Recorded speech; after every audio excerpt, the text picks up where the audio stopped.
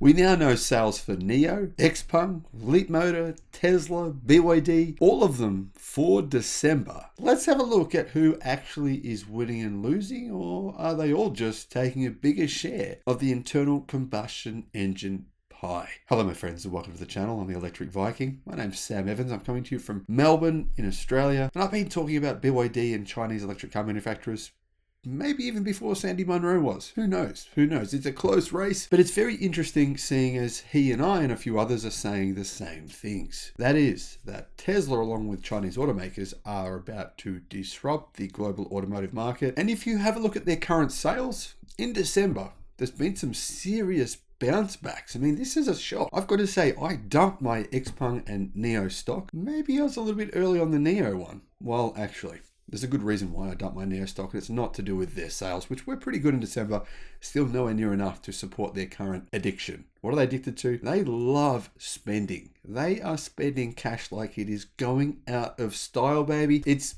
well, to be honest, I don't know where it's all coming from, because they just keep on spending like there's no tomorrow. Anyhow, at least they made some more car sales in December to help with their exorbitant spending spree. Tesla sales in December. Well, we know what they were for the fourth quarter of this year worldwide, which was 406,000, or just under 406,000, meaning Tesla sales worldwide were probably around about 150,000 in the month of December. That's fully electric cars. Let's compare them to their closest worldwide rival, which is BYD. BYD sold 235,000. But that's a bit misleading because more than half of those were plug-in hybrids. I think it's fair to say plug-in hybrids are a good stopgap measure for some people, but nobody thinks that anyone in 2030 is going to be buying a plug-in hybrid. It's clearly not the vehicle type of the future. And well, for one reason, gas will be banned. So they won't even exist for that reason alone. But that said, comparing Tesla sales for around 150,000, BYD, how many fully electric cars did they sell? 112,000. So they're not too far behind 112,000 versus about 150 something thousand. Pretty close now.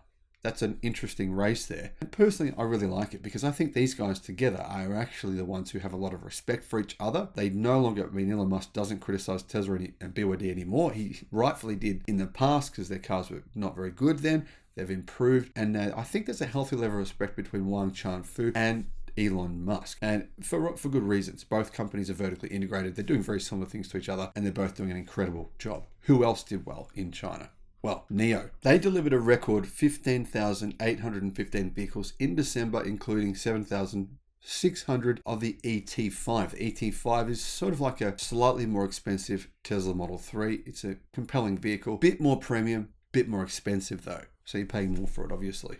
So good result for NIO. They're bouncing back. They needed to. I mean, like I said, they're spending a lot of money. They need to sell more cars. They will sell more in Europe. In Europe, they've won some awards for Best EV of the Year in some countries. So they've really considered a pretty impressive car by Europeans already before they've even entered that market. Clearly, that market, when they hit it, was going to give them a lot of sales. Next up, another really impressive manufacturer who's doing even better than NIO in some ways, GAC Aeon. Now, this is the electric vehicle division of GAC, which is hitting their stride at an incredible pace. Their vehicle sales are up 4% from November.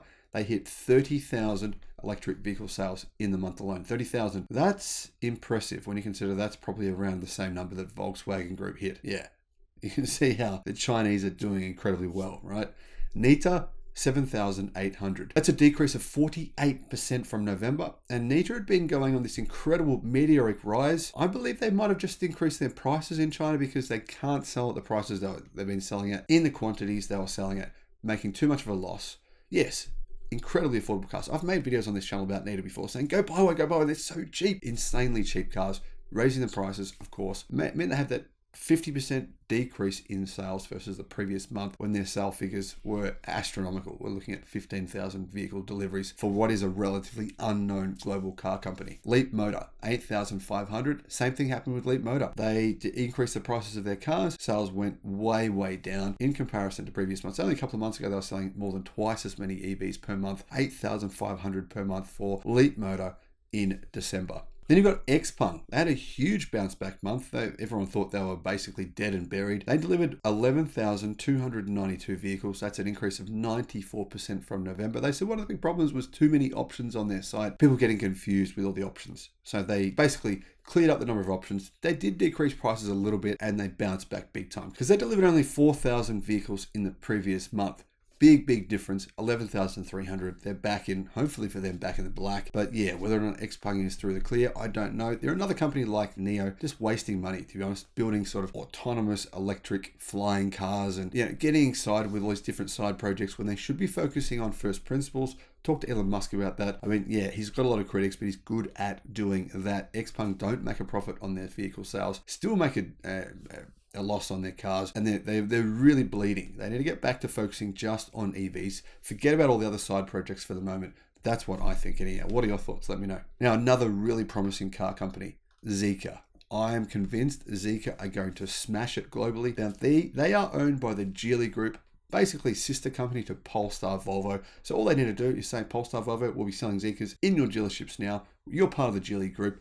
That's an easy way to access the Western market. Really easy. And they sell probably one of the top 4 best EVs in the world, from what I think, based on what they cost, what you get for the money, the range. Top 4. No, not probably. They do. The new Zeekr 001, I've got a video coming out on that. It's amazing. They delivered 11,337 vehicles in December. And they're doing what BYD did, right? Look at this. April, 2,000. May, 4,400. June, 4,300. July, 5,000 deliveries. Then look at this, August, 7,000. September, 8,300. October, 10,120. November, 11,000. December, 11,337. Look at that trajectory, constantly going up. That's what you want. Growth.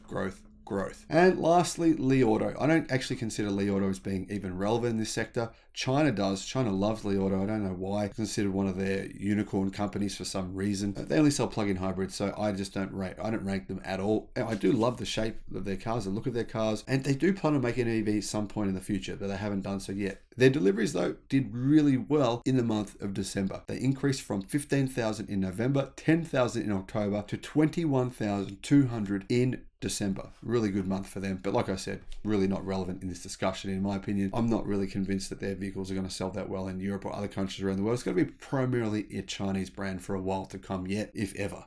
So who knows? As you can see, GAC Aeon, BYD, Tesla, and really probably NIO as well, because their cars sell at quite an expensive high price, plus Zeekr. Those really were the 5 winners in December in terms of electric vehicle sales in China, and not only in China but around the world, because it's a percentage. I think about 10% of those sales from BYD in December were actually not in China. That figure will actually grow over the next few years. BYD wants to hit more than 3 million sales next year. If they do, look out to some of these other automotive manufacturers. I mean, they are coming for them, and that's pretty scary. Thank you for watching. Let me know your thoughts in the comment section below, and as always, my friends, have a great day. Bye-bye.